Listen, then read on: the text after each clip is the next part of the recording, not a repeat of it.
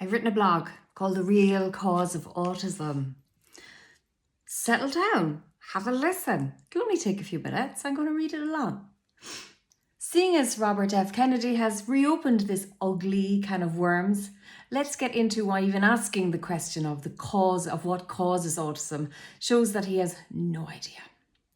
Our humanity is not up for discussion. I don't know what's been worse, his ugly words or watching others defend us using the very model that oppresses us. While it's heartening to see people speak out in support of our community, so much of that defence is still laced with the notions of difference, disorder, and medical model nonsense. Using the master's tools, using the same tired frameworks that framed us as broken in the first place, it's not really defence.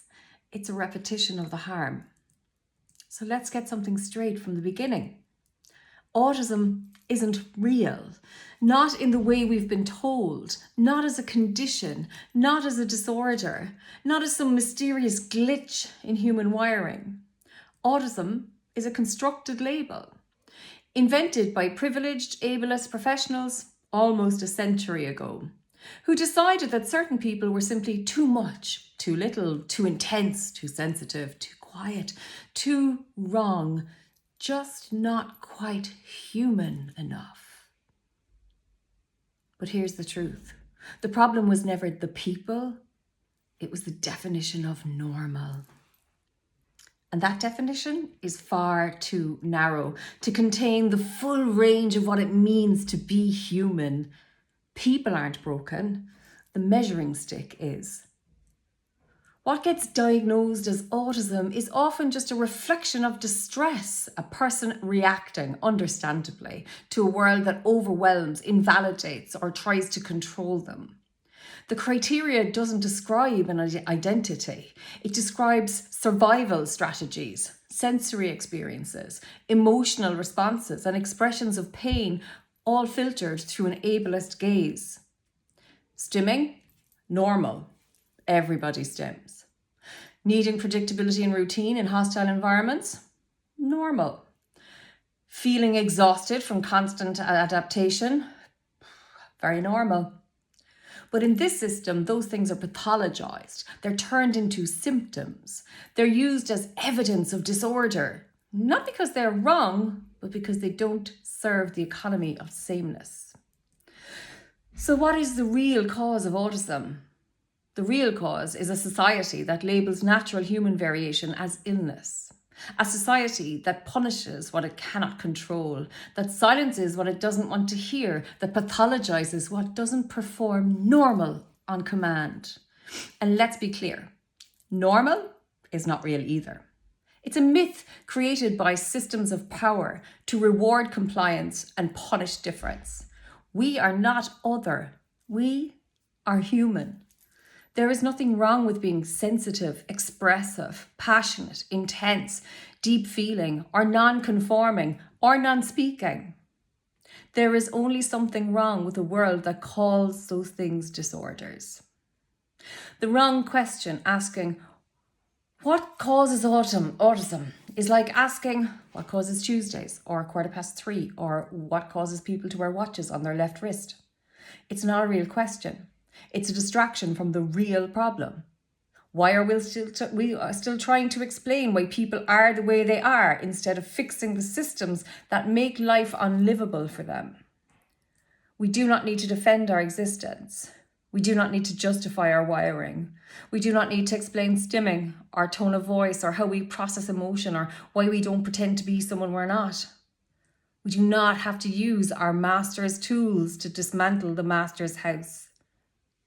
Because the condition they called autism, it was never ours to carry.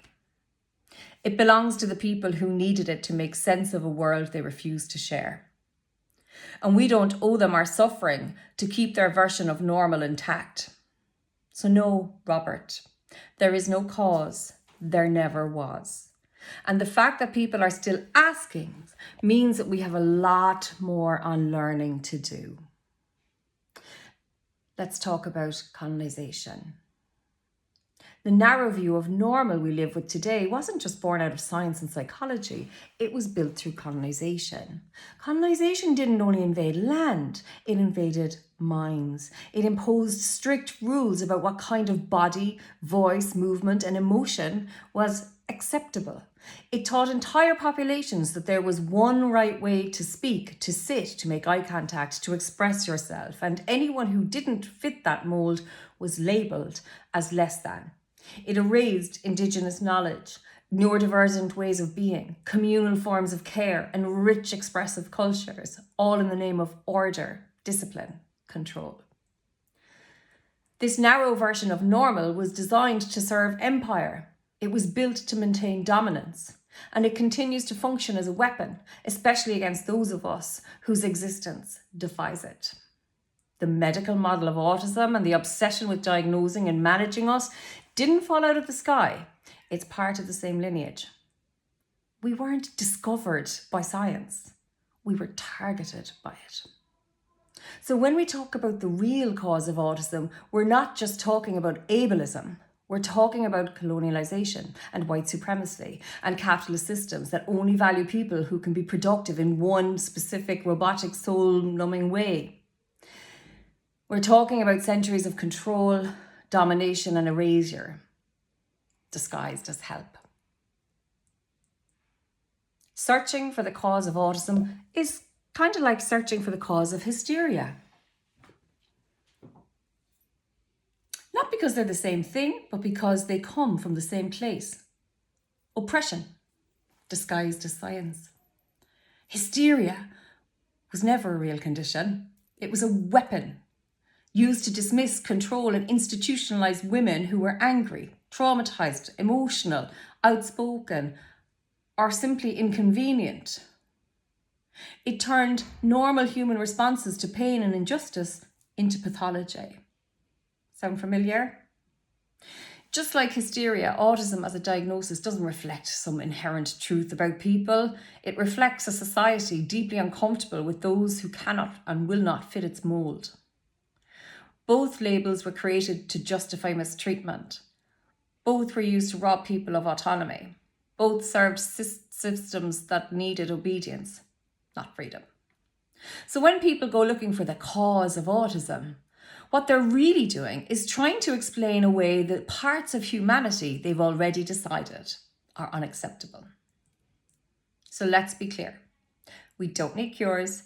We don't need causes. We don't need frameworks designed by people who never had to live inside the boxes they build. We need liberation. We need truth.